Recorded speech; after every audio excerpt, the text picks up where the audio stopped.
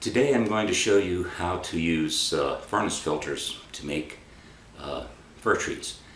There are several videos on YouTube using furnace filters, and I've known about this technique for several years. But because I model in N scale and make such small trees, I didn't feel that the furnace filter method would work well, because of all the painting you had to do of the blue or white furnace filter for your pine needles. And the paint, of course, thickens the filter material and also makes it difficult to get the flocking down in close to the trunk without covering the trunk with green flocking. But I've recently found a furnace filter that is green. Here's the filter. It says on it AAF Flanders from Flanders Filter. This is a 16-inch by 25-inch by 1-inch filter. I got 4 of them for, I think it was $5.18 at Walmart. Some Walmart stock them, but you should always be able to get it online until green air filters become unpopular. I made sure I got enough to last me a long time, because you never can tell when something's going to go out of production. But again, this is Flanders filters. It's 16 by 25 by 1 inch thick, and it's already green, and that's going to save us a lot of time and trouble. Alright, this is the furnace filter. I've separated it from the cardboard holder. As you can see, it's nice and green, and plenty of fibers in it. Other equipment you're going to need, I have here a dowel. This is 1/8 of an inch thick. I got it on Amazon. It came in 12-inch lengths, and I cut them in half. I got, what, 100, so I ended up with 200 for, what was it, $8, I think. Remember, I got the smaller dowels because this is going to be an N-scale tree. Other things I'm going to need, I have some olive drab paint. I have some cheap hairspray to use as an adhesive. I have Woodland Scenics Fine Turf. This is the green grass, and I also have the burnt grass, and we'll use that for flocking. And at the top of the tree, we'll see how it comes out, but I think I may be using some of this, this is 4mm static grass for doing the very top of the fir tree. So now that I have my materials, we'll go ahead and cut a piece off here. Now I'm going to cut more than one strip. I'm going to cut a strip that's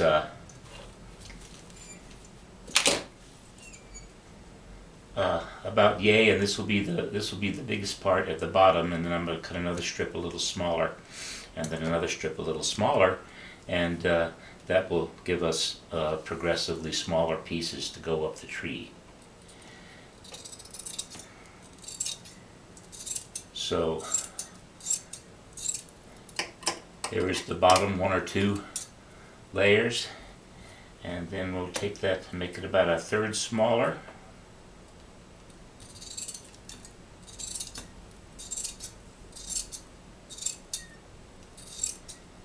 It's okay if your line isn't completely straight, and I may need another one on top that's even smaller than that. Okay, so this is enough of the filter material to make several trees.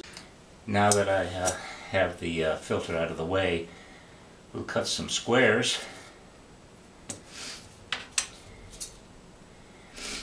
And for right now, I'll just cut off 2 from each one.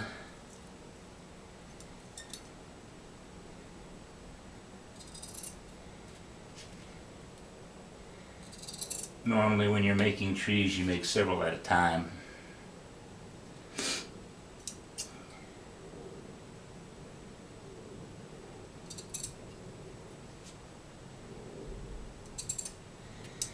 And set these aside. Now push these up here and we'll start preparing our trunk. So I'll take my knife, and we're going to need a sharp end.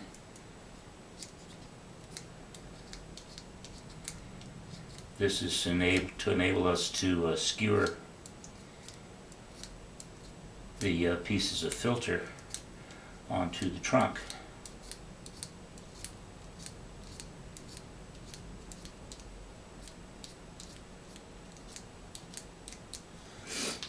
Okay, so now that that's done, the next step, I have a metal saw blade, lots of teeth, and I'm going to use that to score the trunk. This will give it texture and a more bark-like appearance. Now, this particular step is not as important in N-scale because not many people are going to see it, but it really shines in the bigger scales, H-O-S-O, and it's something you don't want to miss there. But I like to put it in anyway, and again, the smaller the tree, the less you're going to see of this, but just score it up like that. And this area down here doesn't need to be done because that's going to be put through the base like that and leaving this much of the tree. And this is a very tall tree in N-scale. That's like 60 feet tall. So the next thing we're going to do is paint this. I have a primer paint, which is a light gray. You can use just about any light gray, and we will spray paint that.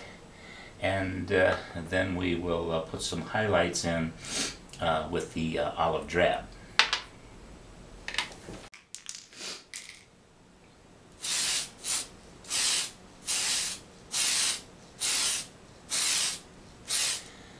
Cover it completely with the gray. Make sure that there are no missing spots. Now that the primer is dry, it doesn't take very long. We're going to add highlights using the olive drab paint, and we're going to dry brush it on. In other words, I don't load up the paint. Once I've got paint in the brush, I'm going to push it down on the glass to take most of it off, and we're going to rub that on.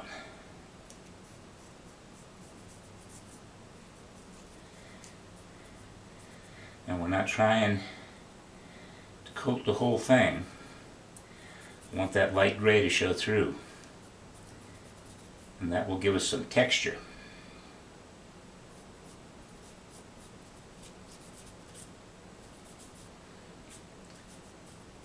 So we have the texture of the saw blade running across it, plus the texture of two different paints, and that's going to make a nice looking tree trunk.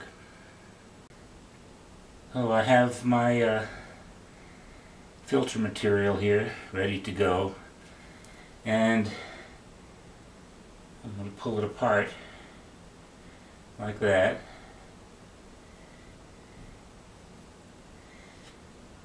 Then I will use some plain white glue, and I'll put a dab right in the center like that and skewer it. Take it down to the position I want, and I will do it again.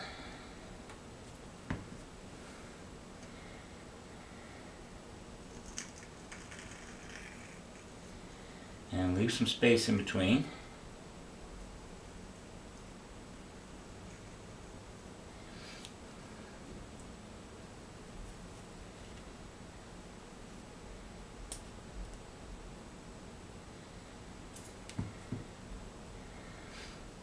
the glue, of course, will dry clear.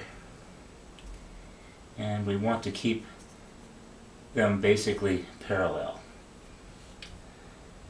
Just eyeball it. You don't need a square.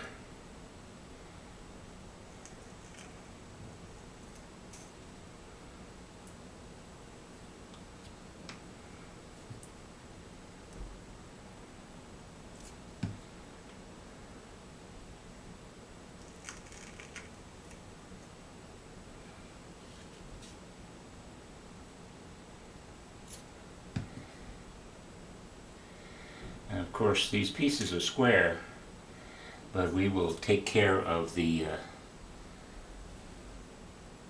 and make them more round later.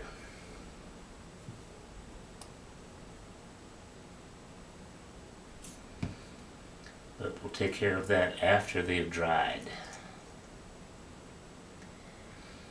And let's see, I want a thin piece here.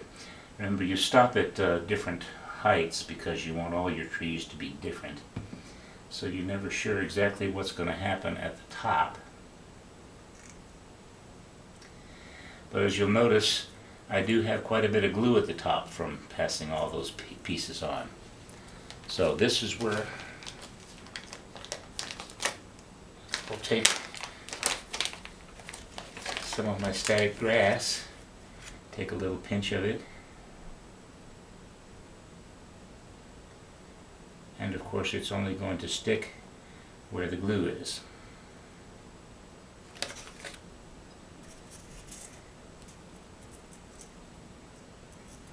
And once our glue is dry, we will go at it with the scissors and make it a little more conical and take out these square points. So I'll be back as soon as this is dry.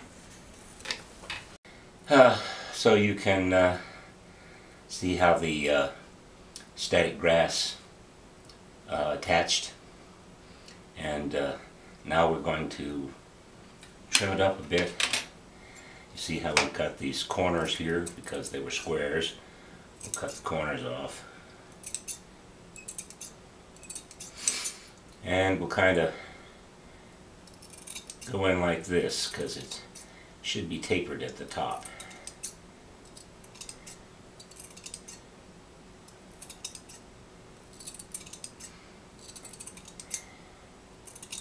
Now you can cut out circles from the furnace material in ever smaller circles, but it's much easier to just cut them into squares and then do this to round them up. This is a whole lot easier. Okay. There. Alright. Now I'll use a smaller pair of scissors and we'll go in and cut these up like this. Just cutting straight in. You don't want to go in like this. We're just cutting them apart.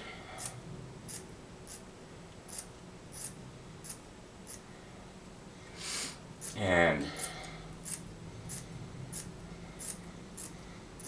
we'll get that done. Maybe trim this just a little thinner at the top.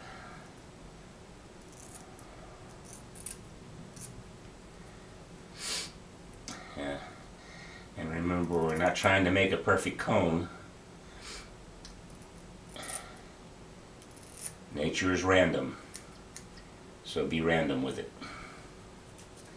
We'll knock out any loose pieces out of there. Okay. See how we're doing here.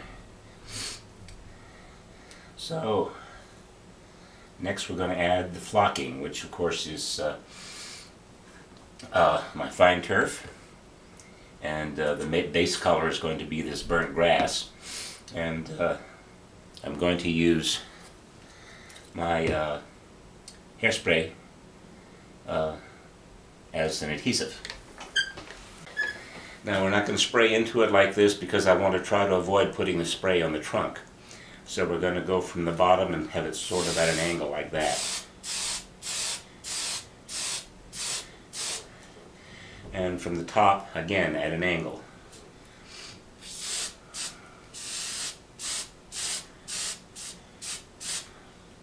Okay. The hairspray doesn't dry very fast, so you'll have plenty of time to work with it.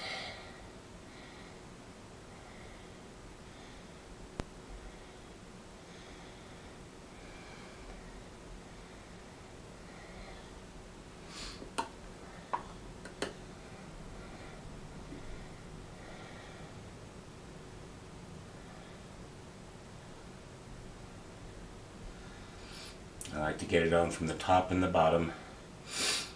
Probably no one's going to be looking up from the bottom of these trees, but I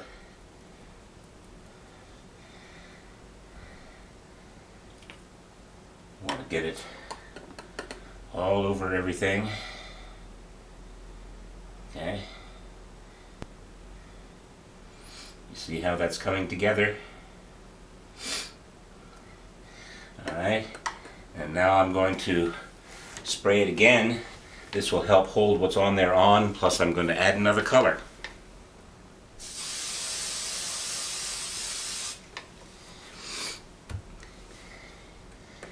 So this time I'm using the green grass. And I don't want it as heavy as I put on the other. It shouldn't be as heavy. But remember what I said before, 2 colors adds texture. And you can even add a third. There's room on here for some yellow too if you want. But I think what I've got right now is coming out well. I have a little brush, little Q-tip here to go through and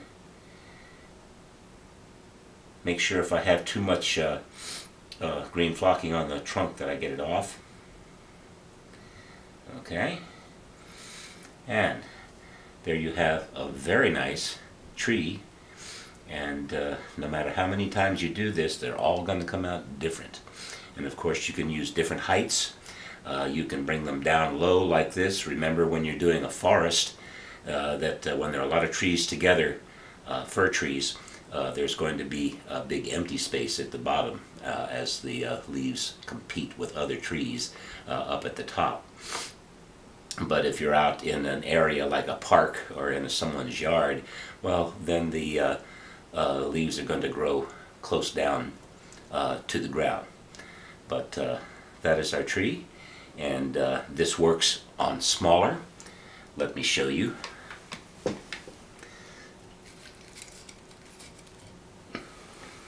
Here I have a smaller one. This is done with a smaller dowel and a shorter piece, but you see that you can make them even smaller. This works well in both N scale and HO scale, and even S and O.